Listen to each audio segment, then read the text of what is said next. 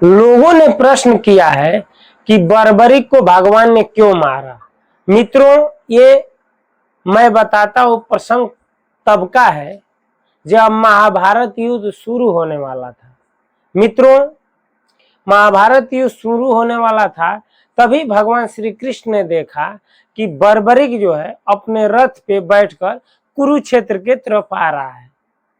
जब भगवान ने देखा कि बर्बरिक जो है कुरुक्षेत्र के तरफ आ रहा है, तो उन्होंने ब्राह्मण का वेश बनाकर और उसके मार्ग में जाकर खड़े हो गए और कहने लगे कि योद्धा, तुम कहां जा रहे हो?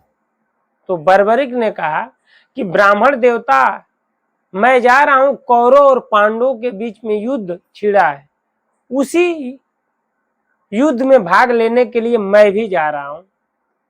मित्रों, तब भगवान श्री कृष्ण ने कहा ब्राह्मण वेश में कि योद्धा, तुम जो है किसके तरफ से युद्ध करोगे? तो बर्बरिक ने कहा कि मैं जो है पांडवों के तरफ से नहीं, मैं कौरवों के तरफ से युद्ध करूंगा। तो भगवान ने कहा कि ऐसा क्यों? तुम कौरवों की तरफ से युद्ध क्यों करोगे? तो बर्बरिक ने कहा क्योंकि कौरव पक्ष कमजोर है। तो भगवान ने कहा कौरव कैसे कमजोर हैं? उनकी सेना तो सागर के समान विशाल है। तो बर्बरिक ने कहा नहीं ब्राह्मण देवता, भले ही कौरव की सेना सागर के समान विशाल है, लेकिन पांडव की सेना उनके सामने एक नहर और तालाब के समान है, लेकिन फिर भी पांडव सेना मजबूत है। भगवान ने कहा कि कैसे? बर्बरिक ने कहा क्योंकि उस तरफ भगवान श्री कृष्ण है। तब ब्राह्मण वेश में भगवान ने कहा कि उधर से ठीक है, भगवान तो है, लेकिन वो तो अस्त्र नहीं उठाएंगे, वचनबद्ध है। फिर भी बर्बरिक ने कहा कि ब्राह्मण देवता, फिर भी वो अस्त्र नहीं उठाएंगे, लेकिन जिधर माधव है उधर ही जीत होगी। मित्रों, भगवान ने कहा कि योद्धा, ये जानते हुए भी कि दुर्योधन अधर्मी है,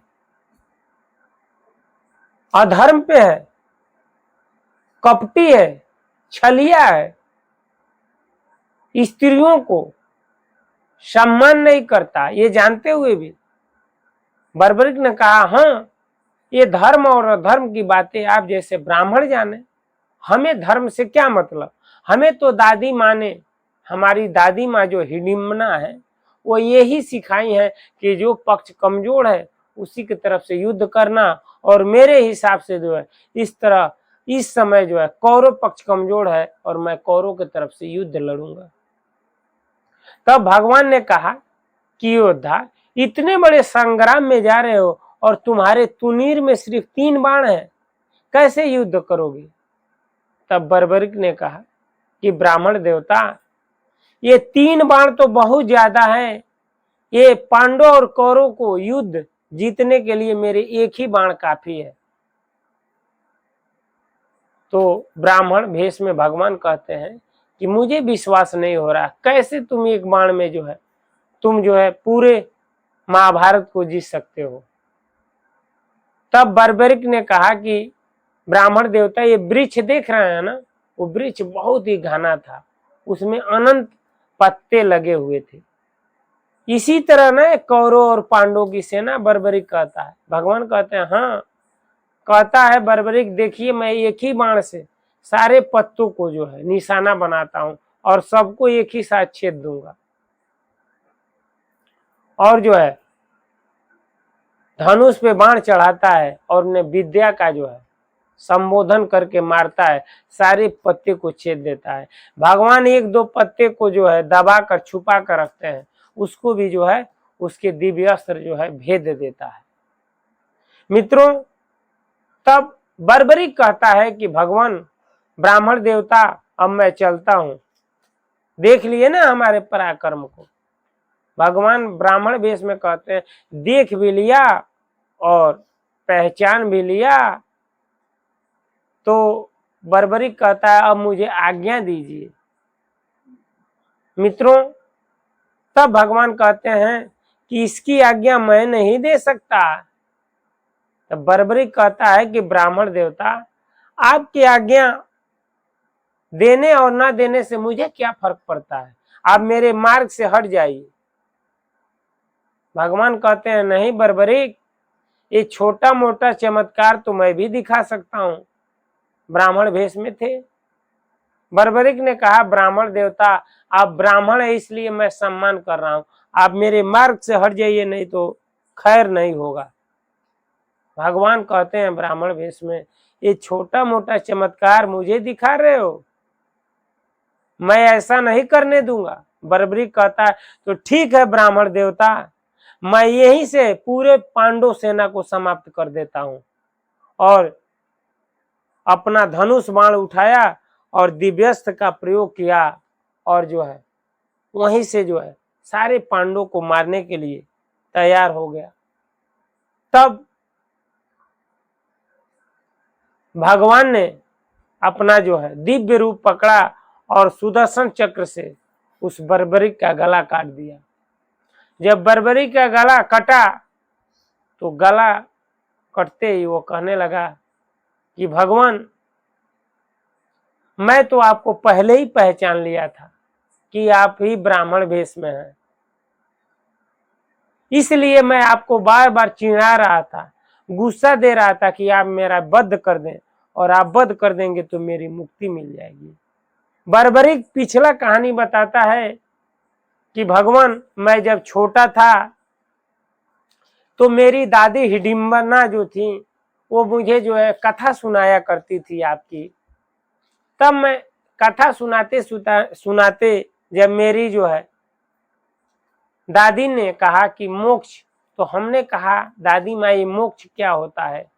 तो मेरी दादी माँ ने कहा जीव अनंत जन्मों से जो है जन्म के बाद मृत्यु, मृत्यु के बाद जन्म, यानी आवागमन के चक्कर में पड़ा हुआ है, और जो इससे परे हो जाता है, इससे मुक्त हो जाता है, जिसका मोक्ष हो जाता है, वो इस संसार रूपी चक्कर में नहीं पड़ता। तो हमने ठान लिया कि दादी माँ मोक्ष कैसे मिलेगा?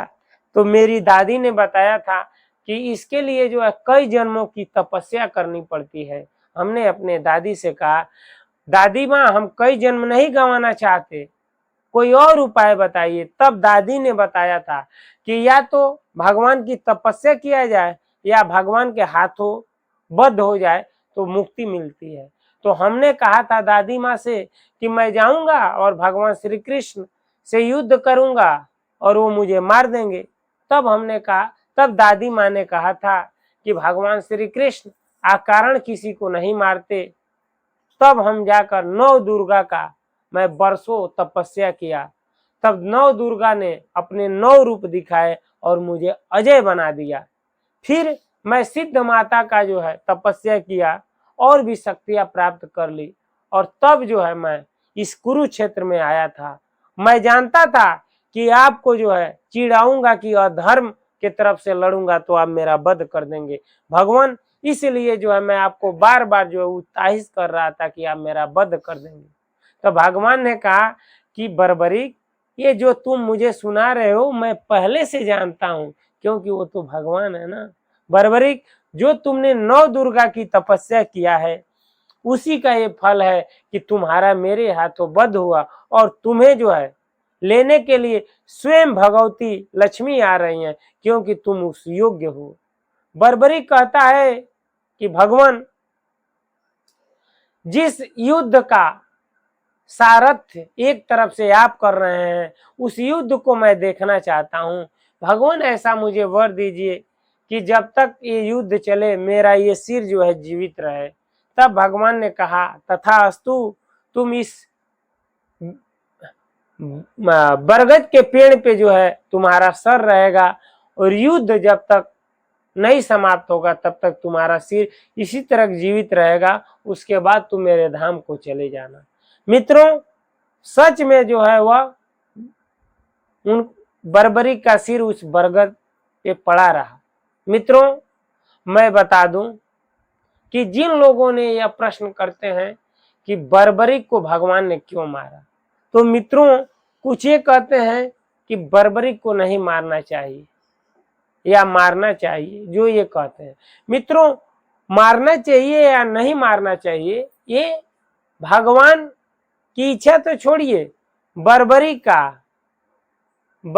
का जो है स्वयं का इच्छा था। बर्बरीक स्वयं बचपन में ही चाह लिया था कि मैं भगवान के हाथों जो है मेरा वध हो जाए, क्योंकि भगवान के हाथ जिसका वध होता है वह भगवान के धाम को चला जाता है। मित्रों, उम्मीद करता हूं यह वीडियो अच्छा लगा होगा तो कमेंट में जरूर बताइएगा कि आपको क्या अच्छा लगा। आज इस वीडियो में इतना ही। अगले वीडियो में फिर मिलते हैं, तब तक के लिए हरे कृष्णा, राम राम जी, नमस्कार, प्रणाम।